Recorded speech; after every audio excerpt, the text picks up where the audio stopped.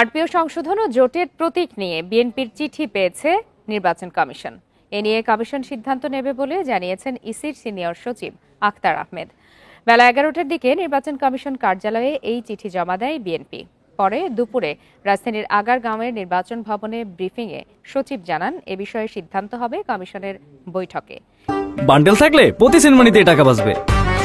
বিকাশ send money bundle কিনে জিতুন প্রতি লেনদেনে। এর আগে প্রধান নির্বাচন কমিশনার এএমএম নাসির উদ্দিনের সঙ্গে কমনওয়েলথ প্রতিনিধি দলের বৈঠক অনুষ্ঠিত হয়। নির্বাচনের প্রাক প্রস্তুতি, গণপ্রতিনিধিত্ব আদেশ, ভোটার লিস্ট, আইন শৃঙ্খলা, ভোটের বিবাদ মীমাংসা, নিরাপত্তা, সংস্কার সহ নানা বিষয়ে বৈঠকে আলোচনা হয়। এ বিষয়ে ইসি সচিব জানান, নির্বাচনের আগের ও পরের পরিস্থিতি পর্যবেক্ষণ করবে কমনওয়েলথ।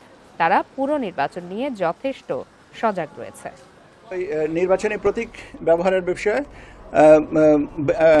বিএনপির থেকে একটা প্রতিনিধি দল এসে ওনারা একটা চিঠি দিয়ে গেছেন। চিঠিটা পরবর্তীতে কমিশন যেভাবে সিদ্ধান্ত নেবে সেটা এটা